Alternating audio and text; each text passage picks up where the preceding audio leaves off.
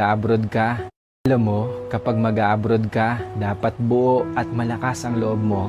Dahil kung hindi rin lang buo at malakas ang loob mo, huwag mo nang ipagpatuloy pa. Kapag nang ibang bansa ka, dapat kaya mong lahat dahil marami kang kalaban doon sa pupuntahan mo. Nariyan ang lungkot dahil mapapalayo ka sa pamilya mo. Isa yan sa pinakamalakas na kalaban na pwedeng umatake sa'yo. Nariyan din ang takot.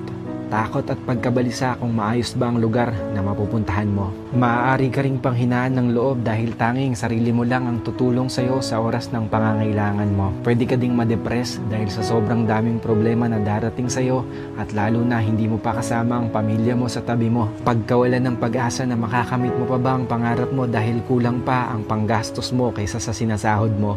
At marami pang iba. Ilan lang yan sa maaari mong maranasan kapag nang ibang bansa ka. Pero dapat kapag nag-abroad ka, kaya mong magtiis at magsakripisyo para sa pangarap mo.